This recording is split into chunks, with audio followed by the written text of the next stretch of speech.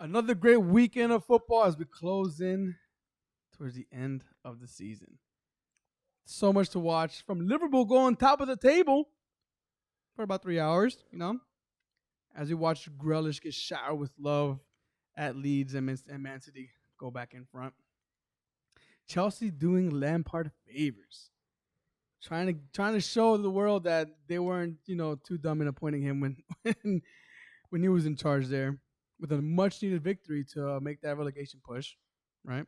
Brenden Rogers proving absolutely nothing in that abysmal performance against Spurs, as Spurs continue to push for top 4, and last but not least, the London Darby, where we saw Mo Elneny playing with a different kind of hunger, which I don't really blame him because he is fasting and he was chasing rice around all day, so I'd be very, very hungry. You have it, bro. You have it already. Bluetooth connected, everything. I don't have the sound beats to go. I'll lay down already. Thank you for that one, Marco, though.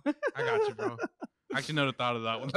We are the BenchWarmers. It's not fucked up. It's true. It is true, but it's true. Okay, I can't imagine doing that. I suffered if I don't eat breakfast, but we are the BenchWarmers. The bench with the voice. I don't even know what I'm saying. I heard it. I'm about to end it right now. I'm about to end the episode right now. Peace. I'm Eric. Nick. John. Marco. And we Polo. are. Yo, get off your phone, bro. Get off your phone for one, yo. I swear, every episode, all I see is this. I'm legit looking at what's coming up this week. Taking care of business. I'm looking up what to talk about, and not like I decide, but making sure that I know. You do decide. Just bring it up. I always ask you guys what do you have to say, right? And nobody says anything, So I'll let it go. But as always, I do have some warm-up questions to kind of get the gears going, and 2 questions. One, just kind of want to get you guys' thoughts on this. I forget where I heard it, but I was like, it could be an interesting topic to see what everybody else thinks, to see what you guys think. But first one is, are there more bigger clubs now than there are big-time managers? Ooh.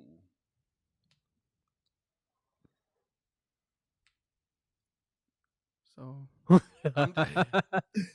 We're thinking. I mean, I'll start off. I think yes, in the sense that when they say big time clubs, we've always had the same amount of clubs that are big time, but now we have clubs with more money. Yeah. So these new clubs are becoming bigger because of that money. So like, let's say Newcastle will be a big club in the next 5 years, which right now we don't consider it, but then that means that more coaches need to be coming along with fresh and big ideas, and the flux of these coaches coming in and out consistently from big teams like Real Madrid, like Barcelona, like Chelsea. Man United has just started playing around with having more than one coach in a season. We're coming to a point that they're just recycling the same coaches. Yeah. Like Real Madrid just got the same coach twice already. Yeah. 2 times. Yeah. Zidane came twice. Ancelotti came twice. Now they're recycling. Yeah, we're not seeing this new coaches yet really kind of break the scene. And the old big coaches are no longer big coaches. Like Pellegrini. Where's he at? Hey, where is he at? He's in Spain, but I just don't know what team. And coaches like him that we would consider, we would have thought were big coaches, and at one point they were, but now they just stayed back, and now new ones are coming along, or we're creating new ones, just thinking that's the answer. So the question is, are there more big clubs and big time managers? Yep. I think, I don't know. I think there's a lot of good managers out there who don't manage top clubs. Like, for example, I think in Italy, I think there's also top managers in the lower side of the table. I also think in the Premier League, class managers, you got Bruno Lage. I mean, these top of the table, but not managers who manage the top 6, Tottenham, Liverpool, City, etc. And also in Spain, Madrid, Barca, and Atletico. I think there's also class managers in the bottom part of the table. It's your Sevillas, your Valencias. Not Valencia this year, but your Villarreal. So I feel like there's a lot. I think there's a better quality of managers now than back then. But yeah, I'd say there's more big time. No, I'd say more big time clubs and big time managers. But I think if those small managers were to get a move to a big time club, there'd be a. That's kind of a good segue. Not segue, but kind of another question we can ask. why aren't we seeing these big time clubs give a chance to these new managers? Maybe with the exception of Arsenal and Barcelona, with brand new appointees that they're signing, but we're not really seeing these managers given a shot. We're, like Marco said, we're seeing a lot of these managers getting recycled. Do you see that changing? You think it can change? It definitely will. I mean, all of these big time managers, they're nearing the end anyway. Damn. It sounds so that bad. Soon, no, I mean, like they're not going to be around. Like they're not going to be around that much longer. Yeah, pouring for the homies, bro. Damn, are you good, bro? Damn. You on this weekend, bro. Y'all won today. Why are you so pissed? Wait, I'm just saying. What do you mean by longer? You mean like death or like? No, just Retiring. retiring. No longer gonna be here. Don't got much time left. No, like retiring. So these newer managers, these up and coming managers, they're going to be given their shot eventually. I think now with these big clubs, its reputation has got a lot to do with it. So they don't necessarily want to take on someone who hasn't really, I guess, proven themselves because they're worried about the success now. But that's definitely going to change. We do have a lot of managers that are up and coming, and like Nick said, there's definitely a lot of quality, in and around, even just the top 5 leagues, and they just once they get their shot, it'll be good. All right. Well, we'll probably see with Ten Hag coming over to United. So yeah, I mean, most top managers in the world right now, their first club that they did manage was a relatively small club. For example, Jurgen Klopp managed Mainz in Germany. He didn't get that big step up move to Dortmund immediately. It was Mainz, Dortmund, and then Liverpool. Exception, Pep. He managed Barca's first job. So there's also both sides to it. But I think most top managers manage a small time club compared to the clubs they're managing right now. Didn't Pep manage a club in Mexico before he went to Spain? Or that's where he got training? I'm sorry. He got training in Mexico, Barcelona. Right? Wait, what do you mean? No, because Pep went out to be a coach outside of Spain. I think he went to Mexico for that. I'm not about that. And that's why I was curious. But no, you are right. He started off like he was one of those few coaches that are given a big team out of without really having the backing of his experience, right? But they saw something different in him, and they said, "Fuck it, let's do it." So he's won. Even Man United was Sir Alex Ferguson. He went from Aberdeen in Scotland to Man United, so he didn't get first job at Man United. Wenger. That's true. Right, Arsene Wenger in Japan. So yeah, that's a good point. And my next question, this one I'm really interested to see what you guys think about this. But if you had the opportunity to play for one team for one season, who would that team be, and which position would you play? Bench all the way. No. You have to be on the field, but you have to pick one team during one season, and you're gonna play on that team. So, which position are you taking? I feel like if I play any team, I'll affect the team completely because I'm so bad. Can I be the ball boy? You're on the pitch. You know who I'm gonna. You're one of the 11. Okay, but what year and what position are you gonna play? Oh, what? I could go 8 years. Yeah, I said what? Yeah, one season. Okay, if I go back. That's tough. Nigga's looking at teams right now. He's looking at squad. He's looking at the squad. See, who am I replacing right here? Damn, I'll take You know what? I hated that. What was his? I hated it so much that I can't remember his fucking name. Wayne? No. You're right. I'll take Wayne's space. I'll take his space in eating burgers. No. What was he was in my team? That's horrible. The Portuguese left back. That was Contrao. I'll take Contrao's spot in that 2014 left back position. That's fair. Okay. See, I was gonna say Liverpool, but if I were to play, it'd affect the team I support. So that's no. Obviously, you guys are talented enough to exactly. Be on this We team. wouldn't be there. We wouldn't be I'm there. not saying that the physical you right now isn't be playing the Champions League final game. No, I'm not asking that. If you were talented enough, obviously, maybe you are. Who knows? I mean, we're here for a reason, right? But if you were talented enough and you could play for these teams, who would you play for and why and what position? It's kind of funny because you're you're actually massaging yourself. Yeah, so it looks wrong, injured. right? I see the ball in my head coming out. I'd play for Liverpool, right side midfielder. What year? Right now. Oh yeah. right now. That's what Moment doesn't want to handle. that's what that's what they're missing right now. So missing puzzle, missing puzzle piece. Okay. I'd probably say left-sided midfield, the 99 trouble squad for United. Who wants to make sure that they don't win? They can play as Ryan Giggs. I mean, they played a 4-4-2, so That's what I used to play, so I'll play left-sided midfield. If I had to choose, I'd probably go with obviously the Invincibles years for Arsenal, Lehmann, because I just want to see everything happen in front of me. I just want to see all that, just the magic. I don't want to be on the pitch disturbing. I just want to be in the back saving it. That's it. Because back then they weren't really used as much, so it'll be I'll do like old school English. Yeah, it was just watching Bergkamp, Henry, Piers, all those motherfuckers. Pierre. But yeah, that's send it back for Burnley. Huh?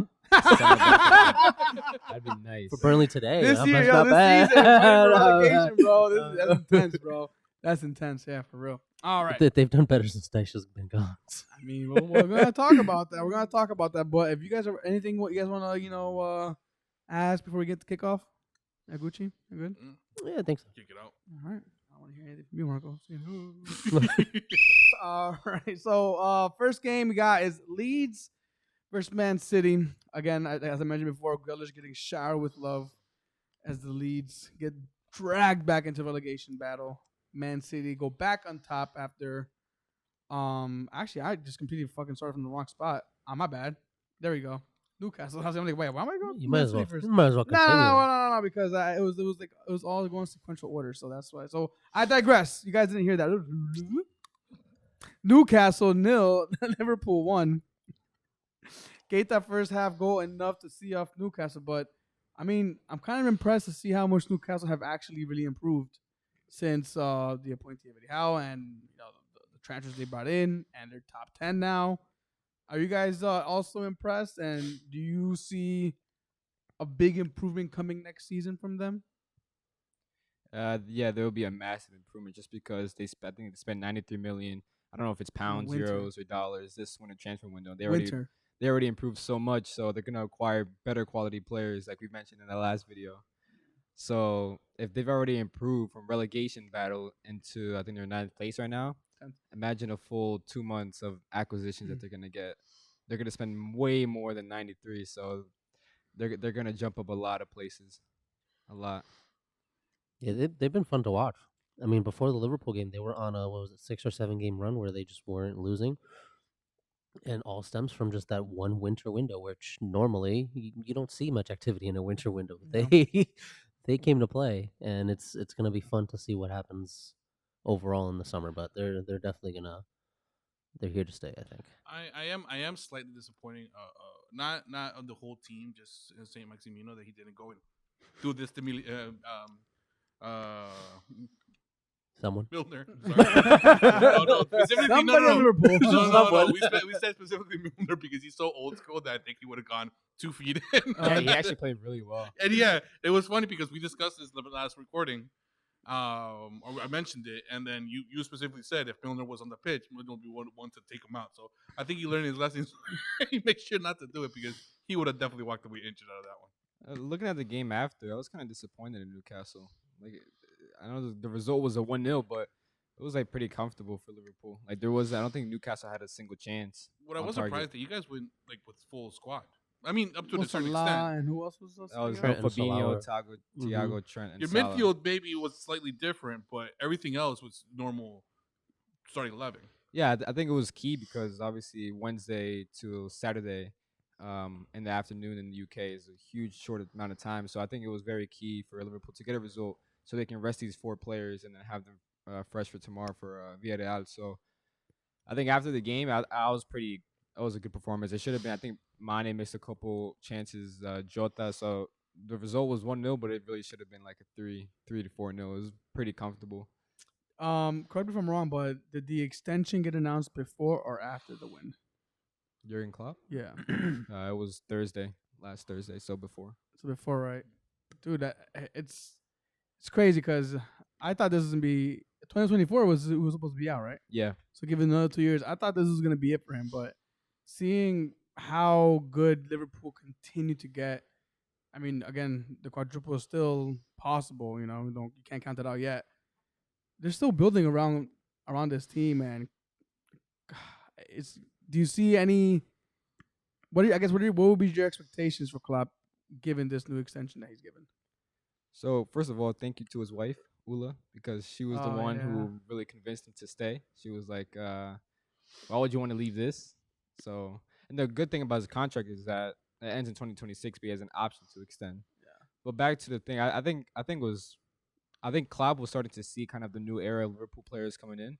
Obviously, attracting Luis Diaz, Fabio Carvalho. They're going to look to add another midfielder this summer. So I think for him to get I don't think he's gotten a chance in his career to really transition from a top class side to a top class side, but start bringing in fresh players. So for example, Dortmund, when he really got to that peak in his career at Borussia, Bayern nicked the likes of Mario Götze and Robert Lewandowski and Ilkay Gundogan to Man City and whatnot.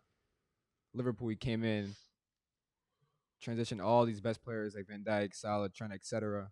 And now he's going to start transitioning newer players and fresher ones that I don't think, in my opinion, he hasn't done in his career yet. So I think it's an exciting time for Liverpool fans, and it's going to be fun to watch Klopp kind of develop these new young talents that the replacements for Mane, Salah, etc. So it's at least for me, like watching new young faces kind of come in and Klopp really get a chance to get some of the best young talents in the world. It's gonna be fun to watch for sure. And I think now with the club starting to attract and make more acquisitions, I think it's gonna look really good. I think before I was like, yeah, I don't know with these recruitments, not the recruitment, but actually going out in a window and spending money, which I think maybe at the time COVID and whatnot definitely affects that. It affected all clubs, so I think I was maybe a little bit too ignorant towards that little situation. But I was kind of saying, I think after once Klopp leaves, with the spending that they weren't doing and going out and acquiring players, I thought it was going to be a little bit kind of like a little worrying. But I think now with the likes of Chouameni and great young talents getting linked to Liverpool, I'm like, okay, yeah, I think Liverpool are here to stay since 2026. So yeah. Well, it's all hope that doesn't happen because I'm over it already. We want Liverpool in the old school Liverpool. The one that struggled. Pep is gonna resign as well, so yeah. 2025. So the competition has got a lot to do with it too, because of course it's not it's shortly. It's not going to be just Liverpool and Man City anymore. I mean, Newcastle is going to be up there soon, just with all the money alone. The top 4 races is crazy as it is, and I'm sure all of that momentum from either side is just going to boil over into next season. So there's going to be a lot to play for next season, and that's definitely from a competitive standpoint. Hell yeah, I'd want to be around for that. Yeah. So I mean, look, you know who else wants to be around? Burnley. They got a nice win. They're keeping their place out of relegation zone, but the pressure is on Leeds now with a blowout from Man City 4-0. Like how I went there, right? Leeds get dragged back into the relegation battle. They're not in it yet, but they're only 2 points ahead of Everton, who have a game in hand. And Everton, we'll talk about them very soon, who just came off a crazy victory, but all to play for here. Grelish getting showered with love by the Leeds fan. Business as usual for Man City. Seems like I feel like we say that every time they win, like by this. Yeah, it's business as usual. I mean, Leeds, credit to Jesse Marsh. I mean, they've been doing pretty decently enough since he's gotten there. They didn't play that bad. It's just City are just too overpowering. Yeah, they're really missing that Patrick Bamford kind of player up top because Rafinha just can't do it all. When Cancelo slipped, it was literally the same exact place where Gerrard slipped, the half circle, and Rodrigo was through 1-on-1, and he let Ilkay Gundogan, one of the slowest players in the Premier League, catch up to him. So if Rodrigo makes that 1-0, it's a completely. I thought in the first half, like Gad said, Leeds were actually getting on the ball a lot more. It was just like when they got to that final third, they were just like, oh man, that would piss me off. Like they passed the ball like 5 yards apart from like 5 yards to the right or to the left to the player that's supposed to receive it. But I think for the Man City side, what I've noticed is I think Foden's position has changed kind of this game. He's been playing in the false 9 position this season, which in my opinion, I don't think he's played that well. It might have to do with chopping and changing. Sometimes he plays as a left-sided left winger, right winger. sometimes as a 10, false 9. I think this game he played in more of a drop back a little bit more, kind of in the more of the 10 position. And I think he got 2 assists, but the overall, I think his overall game was a lot more complete than what he is playing at false 9. Because I think nowadays, I think you look at a player who's just technical and very techy, you think they can play in the false 9. That's not what just the false 9 is. You can't just be technical, brilliant. You have to be spatially aware and whatnot. So I think Foden dropping it back a little bit deeper than where your normal false 9 position is, I think has helped in this game. And it also is Leeds. I think it's a little different though because with Bielsa, they leave space in behind. So, but it is Leeds. But that's what kind of noticed with City's lineup with Foden. Yeah. Well, they take back their spot in first place. The race continues, and the race again for the relegation battle also continues with Everton beating Chelsea 1-0 at home. I don't think any of us. Well, I think you had that scoreline actually. Did anybody else have a win for Everton? No, right? I think Josue did. I know there was 2. I'll Josue had the other. double check right now, but I don't think. I think Josue said 2-1 Everton. Well, Oh yes, you're right. 2-1 Everton. This game, I mean, at least got us, the 3 of us, off guard because I was not expecting this. But they pushed 2 points behind again. Like I just said, against Leeds.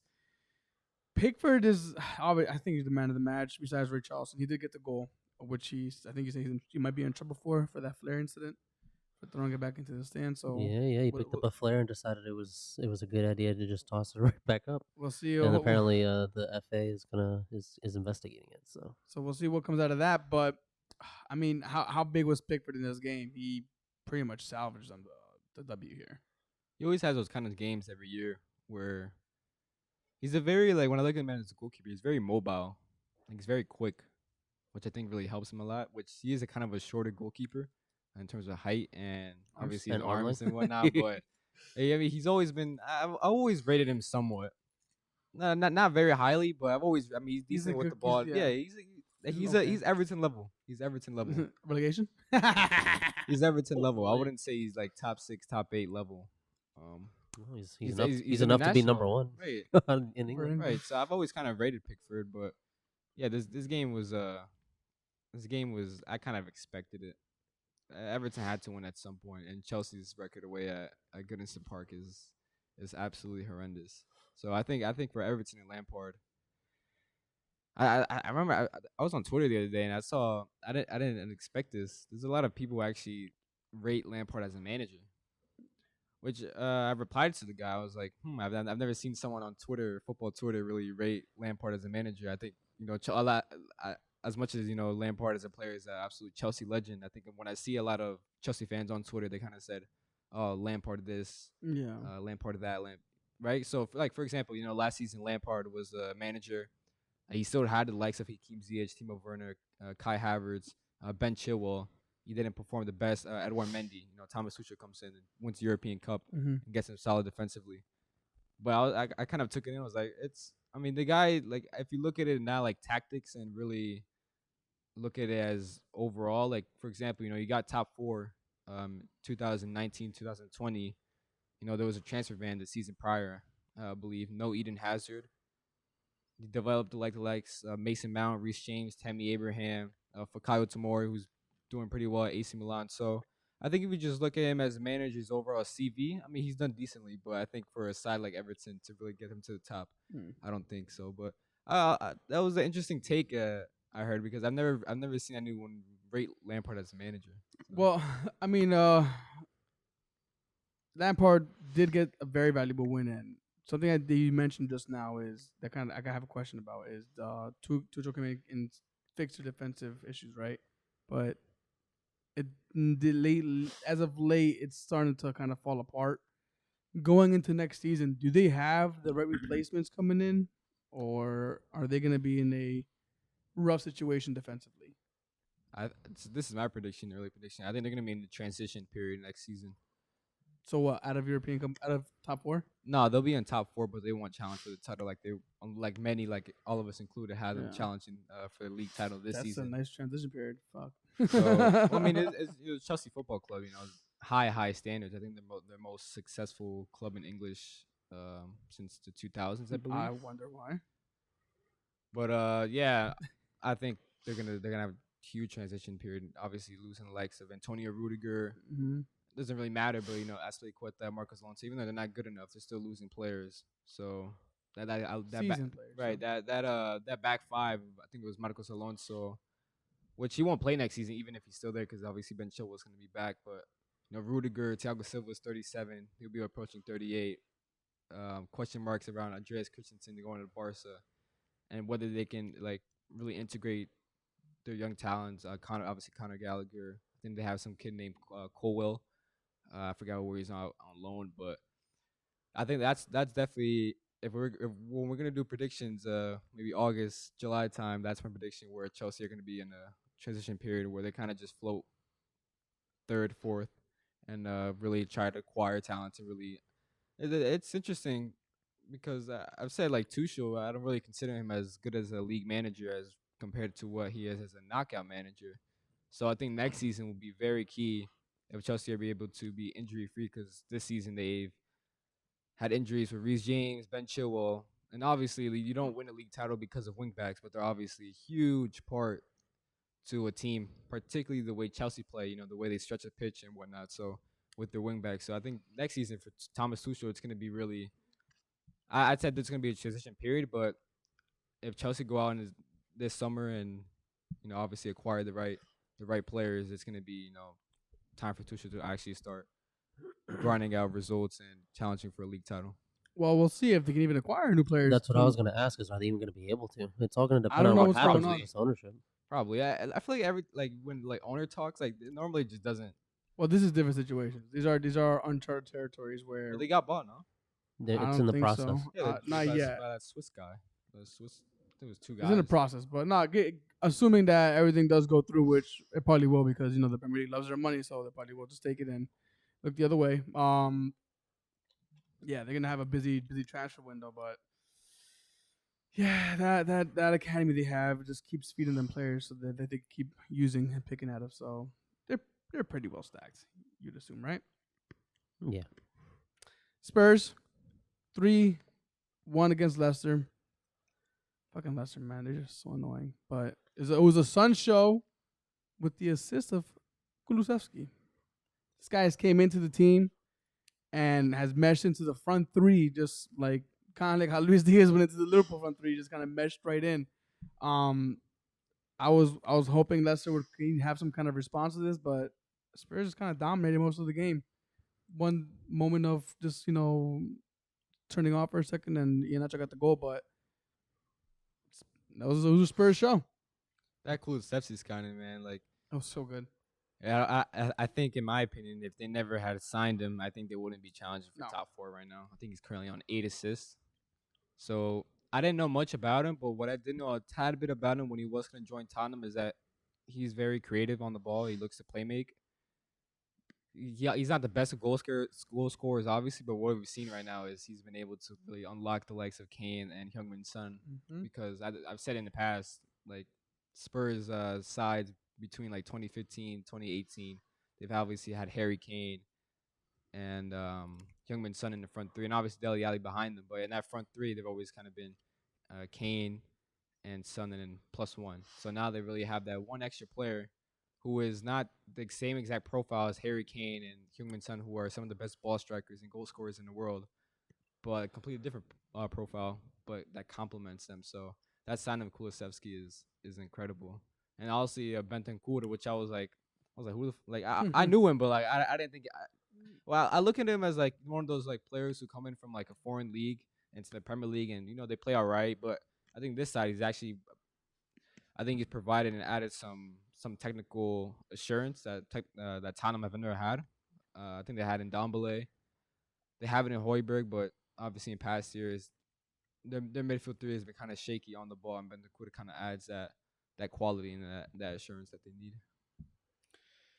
Spurs look like they're keeping the race top 4 very interesting. How far do you think they are from winning any kind of silverware? Seems like they're kind of close, whether it be domestic or or European, but depending on what they get. I think I'm a big law of averages guy. I believe in balance, law of averages. So I think I think Tottenham have a pretty good chance of winning a cup next season. They won't win the Premier League or Champions League, but FA Cup, honestly, anything Palace is in the semifinals. Obviously, they lost to Chelsea, but FA Cups, like we've seen, like Hull City, um, Albion, like they're not the most hardest of cups to win. So I think they'll win one. Well, it depends on what happens this summer. I mean, we keep saying it time and time again. They need to fix, and they need to bring in a lot more players. So it just depends on how well they actually do that during the summer. But if they at least plug in the gaps that they need in defense and some new wingbacks, then yeah, I can see an FA Cup, Carabao maybe. Right. You've also seen like Antonio Conte's track record. If he does stay, obviously, in his first 2 years, most likely he'll win a trophy. He did it at Inter, Chelsea, Juventus. More than likely, if he stays 2 to 3 years, he'll win a trophy at the club that he's currently managing at. So, if you're just basing it off track record with Antonio Conte, you wouldn't bat an eyelid to Tottenham winning a trophy. So, Marco, think about the immovable force. The immovable object, which is the unstoppable force, which is Conte winning a trophy, with the club he's at, and Spurs winning a trophy in general. Mm-hmm. Which is gonna budge? Who's the unstoppable? Who's gonna break first? Conte definitely gonna break first. I don't think Spurs is gonna win shit. Yes. I mean, the one thing they do have to find or figure out is consistency, man. I think that's one of the biggest issues, at least this season, or the second half of this season. We would joke consistently of we don't know if they're gonna win or lose this upcoming. I mean, because I think for a good 10 weeks they would or lose or win. Like it was a joke. It was a game that we sometimes would say, oh no, they lost last one. Oh, so they have to win this one. As long as they find consistency, I can see them approaching or at least getting close to as what Poch did when he was there, which is a finals. I'm not saying Champions League specifically. But I'm just saying approaching or getting closer to a winning a title. So another documentary to an FA Cup final loss. I would love to see that. Imagine they went from a Champions League loss to an FA Cup loss. Huh? Look, steps. All right. Yeah. Instead of cups, they want medals, second place medals. Look, they didn't want to come today, man. I told him, he had the opportunity to come. If not, we're gonna take some shots, and there's nobody to defend him. So, his own doing there. All right, let's move over to the London Darby here that we had. West Ham 1 versus Arsenal 2. Marco, how many breaths did you take during this game? I probably took 2 breaths, honestly, the whole entire game. I would cramp up every time Tavares would get the ball or would be close to the ball or a player that had a ball or not close to the ball because sometimes he would fucking forget to take care of his own spot. Yeah, defensively you can one goal that came in, who turned around and started yelling at him? Holding.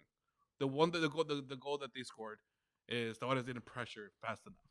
He was I don't know where he was at. Yeah, he let him walk. Yeah. So you could just see Holding go at him. Which understandable, of course. That's what we have to do. You have to keep yourselves on it. For the rest of the game, again, you would always worry. You would always worry that he wasn't gonna make it. But thankfully, not only was he able to make it, not him, but the rest of the squad. But we walked away with the win, which is huge in this where we're at right now. We need these wins.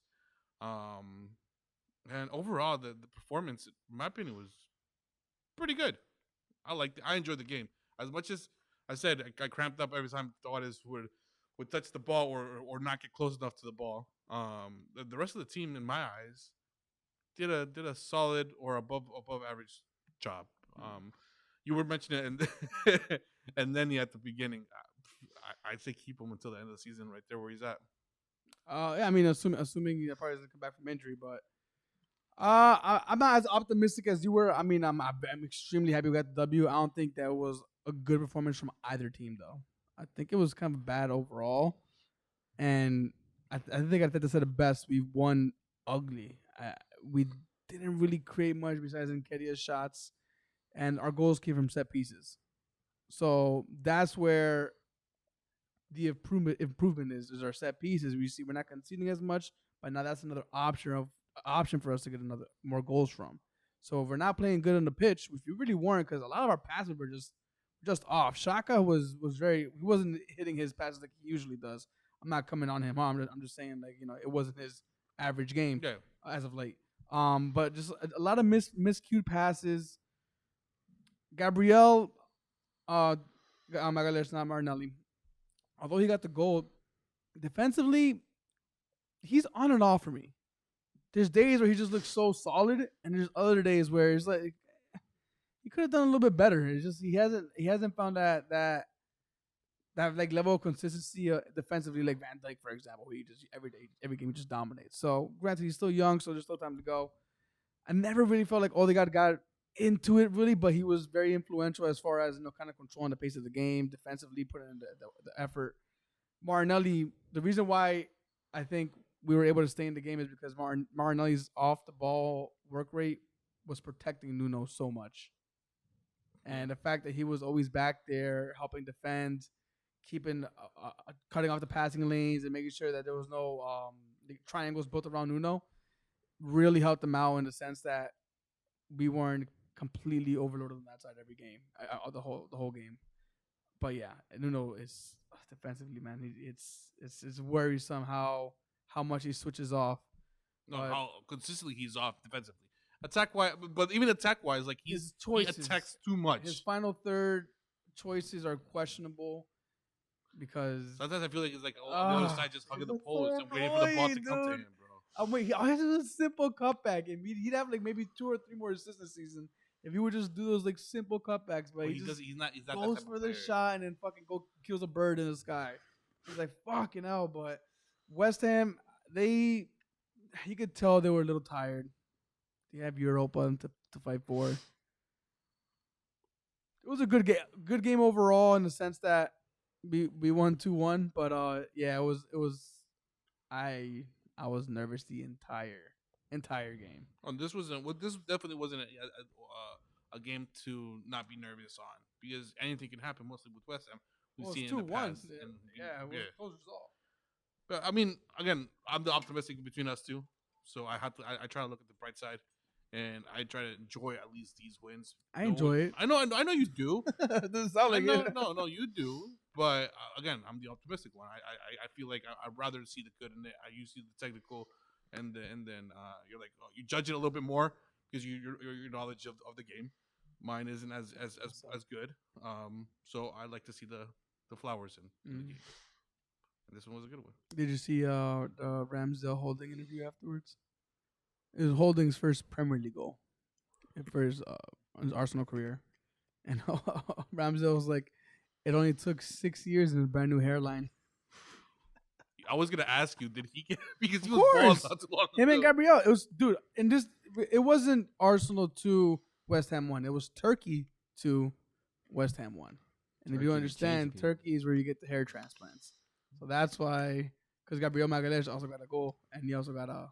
Okay. If you haven't noticed, he has look at his before pictures. His hairline was like all the way back here. Now it's like fresh as hell. But real quick on Arsenal, do you think we're ahead of schedule as far as assuming but competing for Champions League? Because right now we qualify for Europe. Mathematically, we're qualified for Europe. Not for Champions League, but for Europe, yes. Yes. So are we ahead of schedule? No, I think we are where we're supposed to be. Mm-hmm. I think with what we've fought and what Arteta has done, as much as people have criticized him here and there, I think that he has brought us to where we're at, and I think we're where we're supposed to be. Yeah. And this will bring us to the next step, which is bringing in, because of the cash it's going to give us and the hopeful Champions League position, we should be bringing better and stronger players to complement what we already have, or fill in the gaps that where we need it. We know we need a striker. We know we need a replacement for Tomiyasu, and we have a new replacement for Tierney, midfield, somebody better or younger to replace Shaka at some point.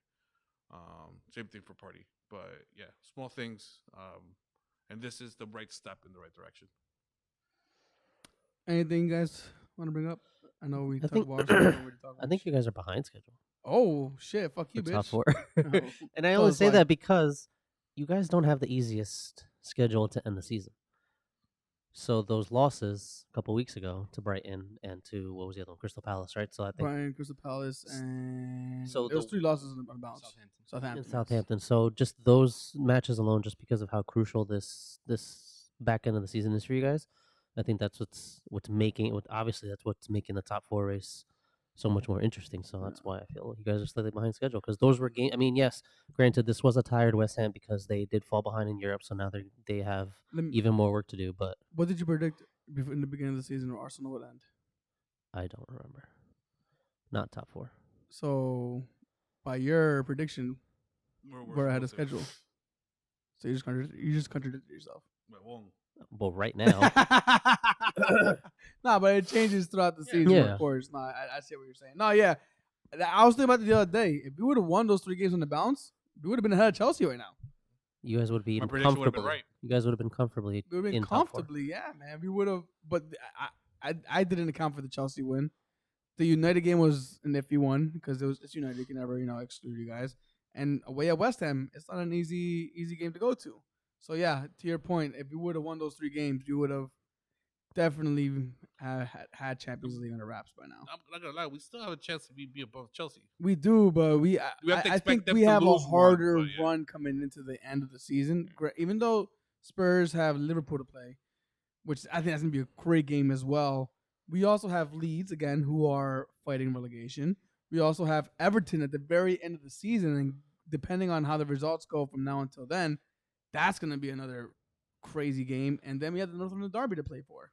I forget who we have in between. I think Newcastle as well. I think we have in that final mix. Yeah, we have Newcastle. It's Leeds, Spurs, Newcastle, and Everton. So those Then are Orlando and then- not easy games. Those are not easy games. So I'm still nervous. But I'm excited though because I think we're in a good position. But yeah, it's gonna be an interesting final run to the season for Arsenal and the Champions League run. But we move on. We move on. Okay, we move on. Manchester United 3, Brentford 0. Gat, arguably one of your better performances of the season so far. I'm surprised. You had the likes of Juan Mata. It was a nice way to end the season at Old Trafford because that was the last home game because now we're away for the last 2 games. So it was nice to see.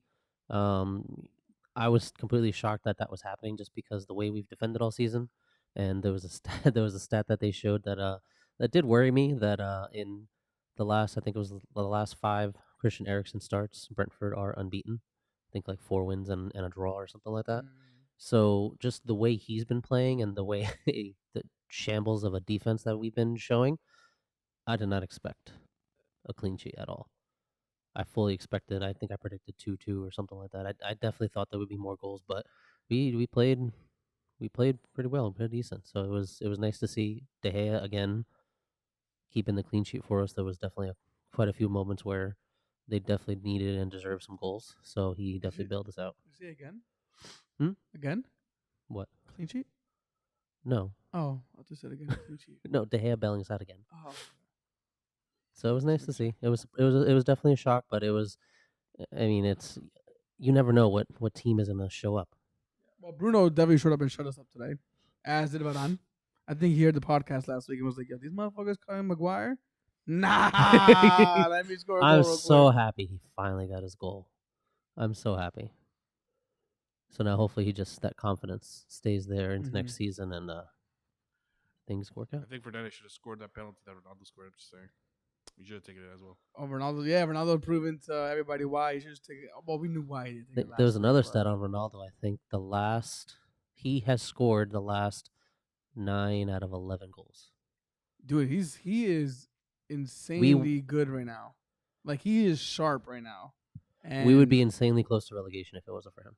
That is insane. That everything is falling on the shoulders of a 37-year-old. And he's doing That's it. insane. And then the subs that come in aren't even kids for the future. Juan Mata was playing. No Lingard, but granted he's in, but no Rashford. The only one on there that again is for the future is probably Langa. And did Sancho play? He did play, right? Sancho's is still out. He's probably not going to he's be. out? Yeah, He's some kind of tonsillitis or something. He's been still running a fever. So And is it a coincidence that you guys actually look pretty good? no, I don't think so. No, you're kind of quiet. I feel like you're not enjoying this this weird time for United where they look pretty good, but I mean, thanks to Ronaldo and company. It's just used to the results for United. They have nothing to play for, to be honest. So there's no really place to critique them, at least in the back end of the season now. Who do you guys have next? Right now we have, I don't remember off the top of my head. Give me a second and I'll let you know. But yeah, Brighton and Crystal Palace. who? There you go. Brighton and Crystal Palace. Oh, that's it. Last Yeah. two games. That's Last it. 2 games. Yeah, because they moved up our Chelsea Oh, game shit. to last week. So Wait, now, so you guys can't qualify for Champions League anymore? It's only Europa, or you can still no, qualify for mathematically, if you guys drop the ball big time, us and Spurs. yeah, How many- mathematically, it's How many still points are they there. behind? 5. Oh shit. They're at 58. We are at 63. So you guys, Technically, anything you can and happen. you guys we and win one more Spurs- game, then that's it. Then Europa. Well, we're safe from you guys at least. Damn, this is crazy. Yeah, I was reading that today that if you guys would have lost, you're out of Champions League and you're only for Europa. So, okay, that's right. All right. Damn, you guys have a lot to play for too. So that's all we got for Premier League action. We're gonna do predictions and our Predictatron update on Wednesday. Some other news, real quick. Want to send our condolences out to the I'm probably gonna mispronounce his name, but the Mino Raiola family. First it was like not true, and then who knows what happened, but that sucks to see. I mean, I don't know what happened. It just kind of came out of the blue, right? Yeah, I haven't seen. Did they come out officially with cause of death or something? I think before like the false reports of that he passed away, they were saying that he was ill. Yeah. Okay. So I don't know if he did die from illness, but Damn. that's what they were saying. Damn. Well, R.I.P. He was definitely fun to watch in the media, especially with the players he manages. So Oh, yeah. Paul Pogba, Haaland, Donnarumma, Ibra. So the pretty big names. Real Madrid win La Liga, Number 35. and baby. Don Carlo with the party picture of the year, bro. That was this. They get the cigar in his mouth, the shades on. That was probably the coolest I picture. didn't know how much he smoked until recently. Like, I found out. I think I watched a YouTube video of all the players and coaches that smoke and still smoke to this day. Bro, there's a shitload of players that smoke consistently. Yeah, Yeah. the good or No, like weed. Like, no, not weed. Cigarettes. Oh, was it weed? Huh? Sorry. Bad habit. This is a. I don't care. It's too much effort. But yeah, so he was like vaping all the time and shit like that. But yeah, so he became the first. What players? You say players? No, Or just players. Players? Cigars? Okay, yeah, No, cigars. cigarettes. Players still smoke cigarettes? Yeah. I can't believe that right now. There's a lot of players that still smoke. Please send me this. I'll send you the Please video. send me I'll this. send you the video. That's crazy, dude. Yeah. A player smoking cigarettes. Wow. That's crazy. Still, I remember But Jack anyway. Grealish got fucking crucified for that. but anyway, That's crazy. so Ancelotti became the first coach to win all 5 championships of all the top 5 leagues of Europe, which is amazing. Which kind of falls back to your statement earlier. The recycle of the big time managers, the big time clubs. Yeah. Which is crazy. Of course, 35 is a big number. That makes us, I think, 9 or 7 above Barcelona, which is phenomenal. We walked in with a beat squad, and they did the job. Even though Modric was in the majority of the game, which is surprising. At 35, he could do what he does. And in the midfield too. Yeah. Defend and attack, which is fucking incredible in my eyes. But they just allowed everybody to rest for this upcoming match, which the hype is that there's such a big hype of what happened now that it's just gonna roll into hopefully Wednesday. How confident are you feeling about that? My confidence did go up a little bit after this past performance and the way that the players look. So I am slightly more confident, but it's still going to be nerve wracking, and I'll still be holding on tight to anything they can. Who do you have winning? Us, Real Madrid? which scares the shit out of me because I'm afraid of going against Liverpool. That'll be the rematch of the. Yeah, that's exactly what you're about to say is what scares the shit out of me. Nick, are you guys in the same boat that Pep is gonna continue fighting for the Orejona for the next couple of years? Not this year. Oh yeah, You think that Real Madrid gonna knock him out? Oh shit! just Damn. the way they left the Etihad, even though Oh, they the Etihad. You're right. So even We're though coming home. even though they lost at the Etihad, the way the craziness of that game, it still felt like Madrid won. Yeah, exactly. And then to add to that, they clinched the league with their B squad. yeah. So their stars are all well and rested. They're going to El Bernabeu Oh, shit. on Wednesday. It's gonna be a crazy game. You know, I love watching Chiringuito, right? Yeah. And JJ is one of the biggest Barcelona fans, and even he was surprised. It's like they won already. They won. It's like I don't understand how they lose 4-3, but they walked away like if they actually won the game. How is it? And Yeah. it's like I don't understand like how they were looking so bad, and in the second half they just changed something within their DNA, and then they're like it's in their DNA. Like it's just they love the team so much and they love playing for that team that it just kind of like wakes them up and makes them fight more for it. And that's what Florentino Perez was saying at the end of that one interview that he had. Well, you just started in their DNA. That's something that a lot of people would laugh at before when anybody would talk about that, like the culture at the club, the DNA of the club, and I think that's a great example of Real Madrid, who have a horrible and a pretty rough first half, but I mean still pretty rough game in general, but still find a way to It was a respond. terrible game. Oh, horrible And game. still have a way to respond. It's that fight for the club with the passion. And I mean, Ancelotti has been there multiple times and continues to do that with that same group, not the same group of players, but there's a lot of players that are now that was there in 2014 when he was coaching. That's crazy, man. Yeah, you're right, man. That's just Bleed's culture, and that's Bleed's Real Madrid. Nick, do you think that this culture, this passion for the club, will be enough to carry them past Man City? I think it all depends on the city, obviously, because I think Madrid will go through. Damn, my Liverpool Real Madrid finale, Again, dude. that's more if we watch I'm together. not gonna watch it with your brother. I'm bro. not gonna watch it with Edgar. Nope, no way in hell. I'm dead already. But yeah, I think it all depends on City. I think if City lose control of the game and let momentum shift to Real Madrid side, I think it's over.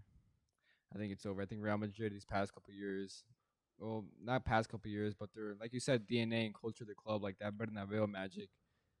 I think I said on the last episode, I think City are levels above Madrid as an actual footballing side. But if City do lose control of the side and let really Madrid kind of get their foot on the game, I think momentum is one of the biggest things in sports. Like for example, like basketball especially, and obviously football as well. But basketball, once momentum shifts, like the other team can go like 15, like a 20-0 run. It's crazy. Like momentum is ridiculous. Same thing we saw at the Bernabeu against PSG. Like I think off kickoff, once who scored first? Obviously it was Benzema hat trick, but what was it? What game? The PSG. Wasn't Mbappe the only one? No, like for Real Madrid. I know Benzema hat trick, but I forgot who's like what was the play of Benzema's hat trick against PSG at home. I think it was a header, if that's what you're asking for. I forgot. It was a Donnarumma mistake, right? No, that was the second goal. That was the second goal? When he pressured him, if I'm mistaken, that was the second goal, or was it first? No, that was the first one. I think you might be right. The second one was a turn and finish, and then the third one was the mistake. So back to it. The whole like momentum, you saw it shift. Like as soon as Benzema scored that first goal, and it's momentum because like Donnarumma just like when he made a mistake, you just saw the whole team just like even though we talk about PSG's mentality, like I think any team like their goalkeeper makes a huge mistake, the mentality and the overall morale of the whole team will just drop. So and the momentum just shifts to the other side. And Bernabeu and Real Madrid, Champions League 13 times, like it's just. Yeah, and it was a type of mistake. I think if it wouldn't have been anything else, the morale wouldn't have dropped as much as he was passing. He could have kicked it faster, but he wanted to play out. And by playing out, moving the ball from his left to his right foot, trying to kick it properly, he got a small shove, went to the ground. Benzema ended up with the ball on his foot, turned around. I think he so drove into the middle and then kicked the ball in. I want to play devil's advocate and say that that's probably more on the manager than the players themselves, and that mentality switch. Where, because I think about, for example, like stuff Man City, Liverpool, even Arsenal now, for example. But I mean, more City, Liverpool, obviously. If in the earlier days, and even maybe even today in the one-offs, when they have a mistake, you see the team rally behind them, and that's because of Klopp, because of Pep. And look at PSG, I'm like, they got Poch. What kind of mentality is he bringing? It's a Spurs mentality. Yeah, look at that. The coach has never won anything, which sucks. So Yeah, I'm just saying devil's advocate. Like, I see what you're saying, but I don't in the momentum shift. But I think that's a lot to do with the coaching as well. That's done at the training ground, fighting to the end. But Liverpool Villarreal, do you see a comeback coming out of this? I think we can all. I mean, I speak for myself at least. I see Liverpool just walking away from this one. I think Liverpool it's not going to be easy for Liverpool, even though they are 2 up. Mm-hmm. I think they're going to they're going to find themselves in front of a Villarreal that are the underdogs and want that scrappy. I don't care how we do it, fucking win. Okay. And I think it's going to be a struggle. I think it's going to be a 1-goal difference. I think, even though I did say Villarreal is going to pass in the previous podcast. Oh, you did? I did. I put it on Villarreal. I want to change my mind, but I also want to emphasize that the Villarreal is coming for a fight, and if Liverpool do win, it's going to be by 1 goal. Okay. Yeah, it's in Spain too, so it's going to be tough. Villarreal, this is the only way because they're not going to get into Europe through the league. Yeah. So this is their shot. They're going to come full force. It's going to leave so much space. It's going to be end-to-end game.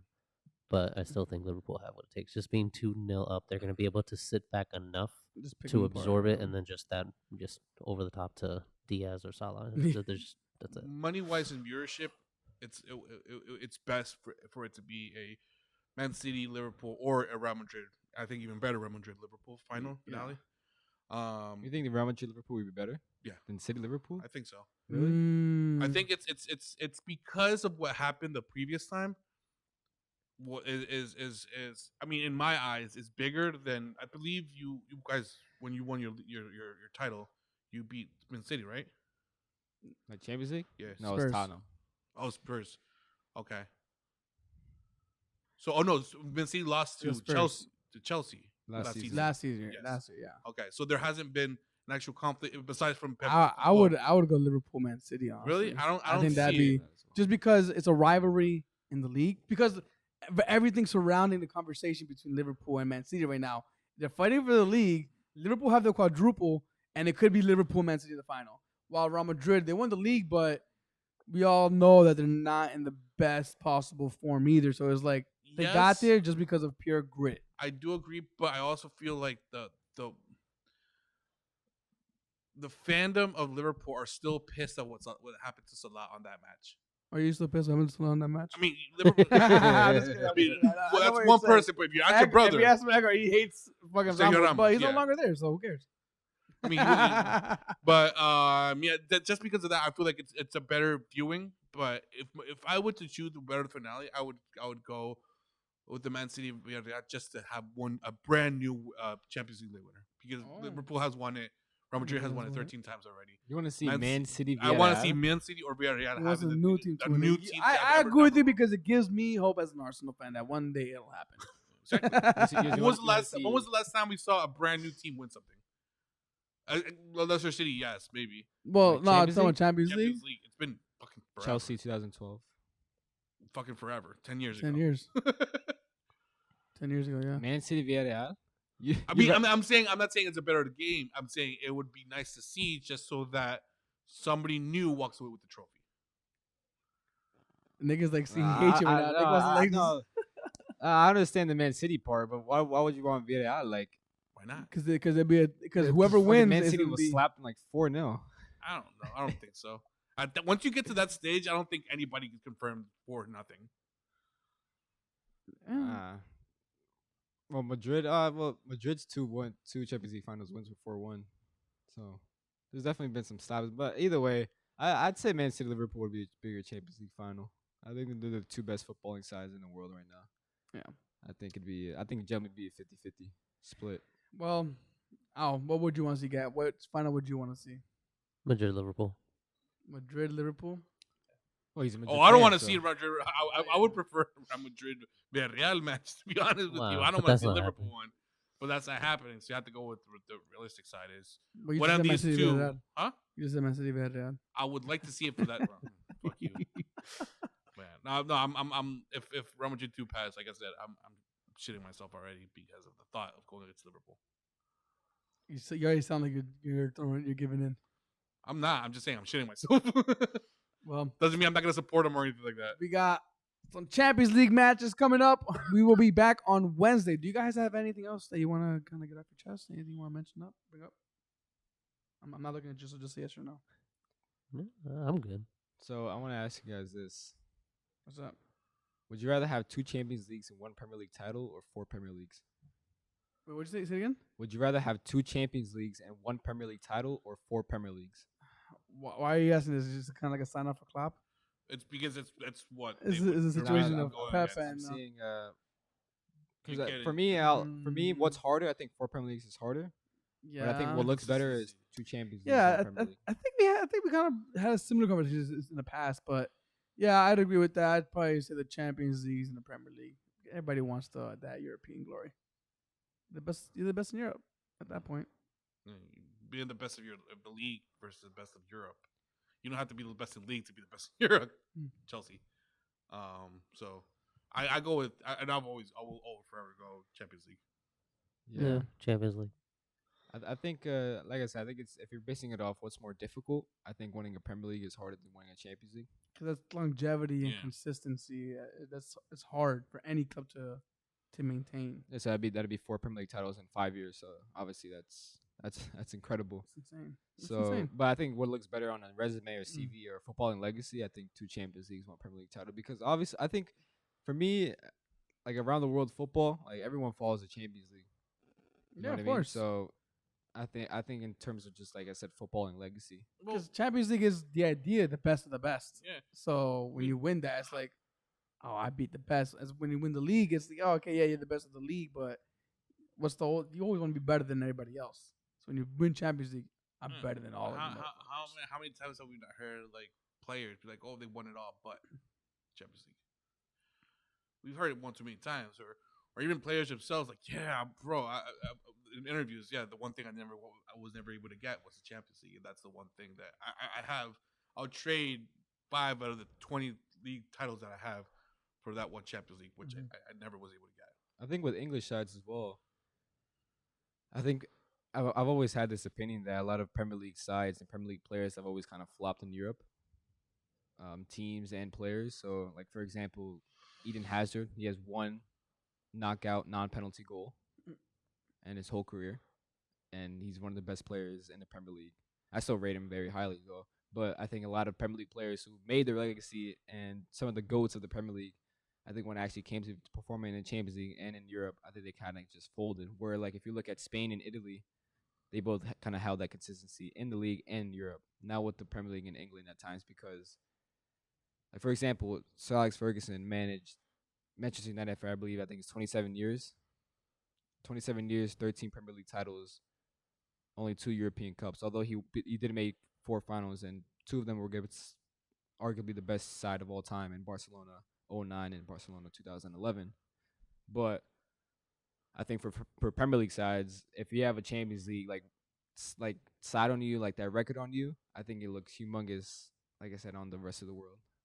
Yeah, I mean that's why if you look at the transfer market will tell you what teams are the most popular to go to, which are the European teams. Nobody really wants to go to, no offense to Burnley, but nobody's looking for a move to Burnley. They're looking for a move to either Liverpool, Man City, or Real Madrid or Barcelona. Somebody who's in Champions League consistently. That's Yeah, I mean, obviously, like where the money is. Arsenal, you guys want to play in the Champions League, but it's also Who can- having Champions League where you have players who want to play in Champions exactly, League. exactly. Because I mean, So- Champions League, obviously, you have a chance to win it, but I think if you look at the broader aspect for a rebuilding team, a team in transition looking to get to a better stage, I think if you get Champions League, obviously we all know it attracts high quality players. So Of course. it's not just 6 group stage games where, like for example, I think Leicester's different, but for Tottenham in 1920, right? They got Champions League, but they made it to the knockout to the round of 16. They got knocked out by Leipzig. So it's not more of just playing in the Champions League. It's like I said. It's I think to remain consistent in the league, you have to be consistent in the Champions League as well, as dominant. So like I don't think Man City would be as dominant in the Champions in the Premier League if they weren't as dominant in European competition. Not saying that they won anything, but they've gone to semifinals, finals already. So to maintain that level, they have to maintain it across the board in all competitions. So Yeah, like United, even though they didn't make that many finals, only 4, they still made obviously semifinals and that's hard. quarterfinals and got knocked out when they did get knocked out to top opposition. So yeah, They feed off each other. Definitely feed off each other. But I think that's all we got for today. I did have one more question, but I honestly forgot what it was. I think we are over our hour mark. So yeah, I think we should call it there. You guys good with that? Yep. We're good. All right. So with that being said, we are the BenchWarmers, the bench with the voice. Where the bench is always warm. Have a good night. Peace, everybody.